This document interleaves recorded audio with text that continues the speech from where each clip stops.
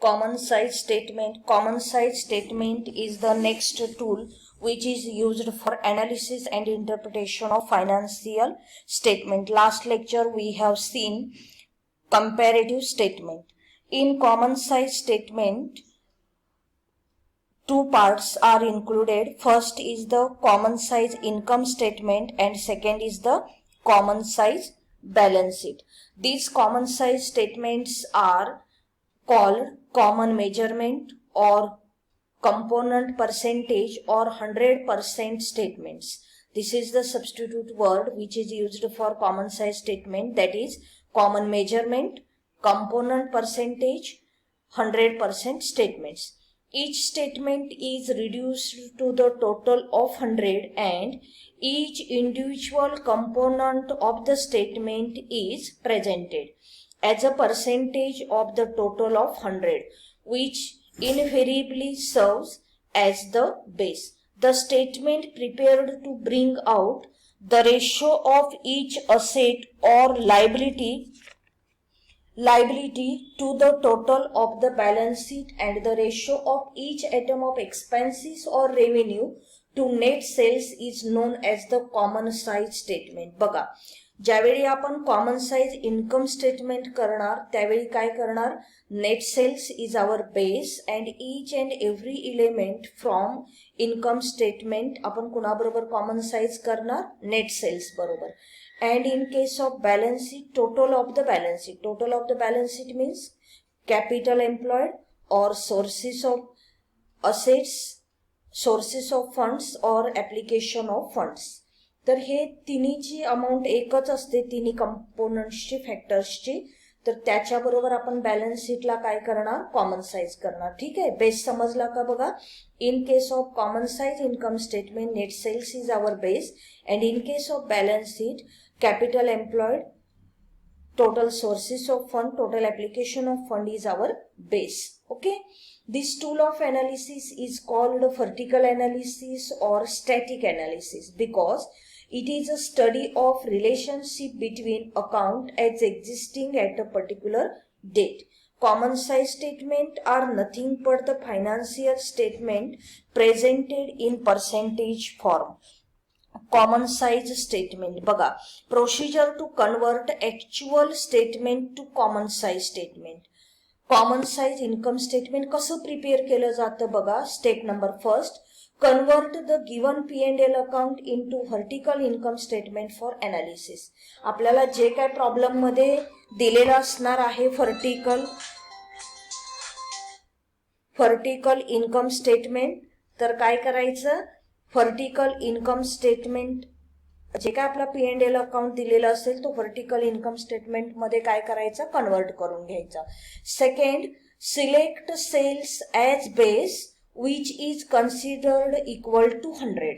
Income स्टेटमेंटच्या बाबतीमध्ये net सेल्सला आपण बेस मानायचा आणि प्रत्येक आयटम काय करायचा, त्या 100 मध्ये कन्वर्ट करून घ्यायचा.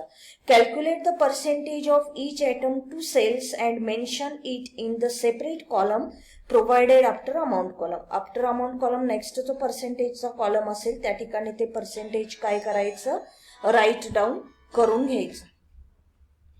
Next column, common size balance sheet.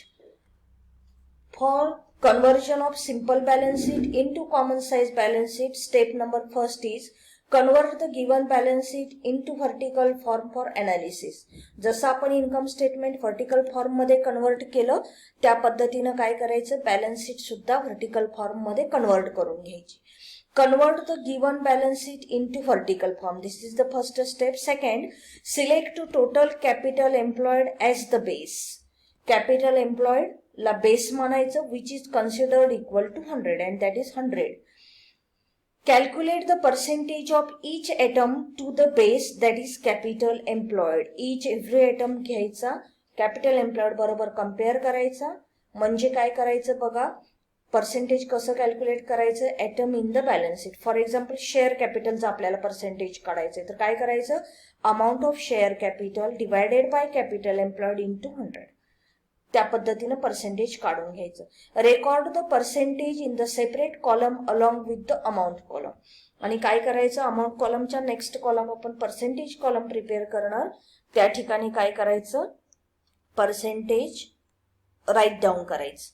या ठिकाणी बघा फॉर्म्युला दिलेला आहे. In case of common size P&L account, this is the formula, amount of atom in P&L account divided by net sales into 100, because net sales is our base for common size income statement. And for common size balance sheet, total funds, that is the capital employed, or total sources or total application of fund, that is our base, and atom from the balance sheet divided by total funds into 100, that is our base. Okay, this is the important formulas. बघा हे formulas तुम्ही पूर्ण माइंडमध्ये set करा.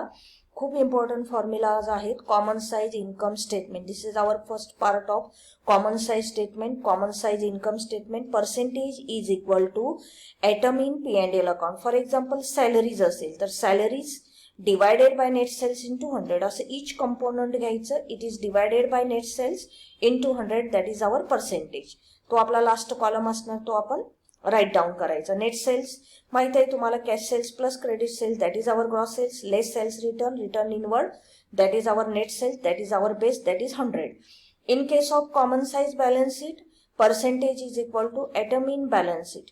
Balance sheet मधला काय करायचा, item घ्यायचा. It is divided by capital employed into 100. Atom in balance sheet. For example, balance sheet मधला आपल्याला fixed assets असेल. Fixed assets divided by capital employed into 100. असं each and every item घ्यायचा balance sheet मधून. It is divided by capital employed into 100. Okay. Capital employed is equal to total sources. Capital employed ला substitute word वापरले जातात. Total sources of fund. Otherwise, total application of fund. So this is our very important formulas. हे तुमच्या नोटबुकमध्ये काय करा, right down करा. याच्या notes काय करा, प्रिपेअर करा. This is the simple problem on preparation of common size statement. Okay, तर त्याचं आपण सोल्युशन कसं करायचं बघूया. बघा, this is our company name, Pali products limited. Common size vertical statement, इथे इन्कम शब्द यूज करा. Common size vertical income statement for the year ended 31st March 2020. For preparation of common size statement we required at least 3 columns. First is the particulars, second is the amount column, तुम्ही इथं रुपीचं sine use करा, and last is the percentage column. Okay, एवढं simple formula असतो. जसं आपण आपल्या प्रोसिजरमध्ये बघितलं बघा, first procedure for preparation of common size income statement is convert the given P&L account into vertical income statement for analysis. आणि त्या पद्धतीने आपण हे व्हर्टिकल मध्ये कन्वर्ट करून घेतलेलं आहे. हे आपल्याला बघा इझिली येतं, कारण आपण व्हर्टिकल इन्कम स्टेटमेंट बघितलेलं आहे, कंपॅरेटिव्ह इन्कम स्टेटमेंट बघितलं, त्याच्यामुळे आपल्याला कॉमन साईजला ते कसं करायचं व्हर्टिकली इझिली समजतं. ठीक आहे ना, आपण स्टार्ट करूया. बघा, first item is our cash sales, and amount of cash sales is given 1 lakh, 1 lakh. Okay, add credit sales 3,20,000. Our gross sales or total sales is 4,20,000.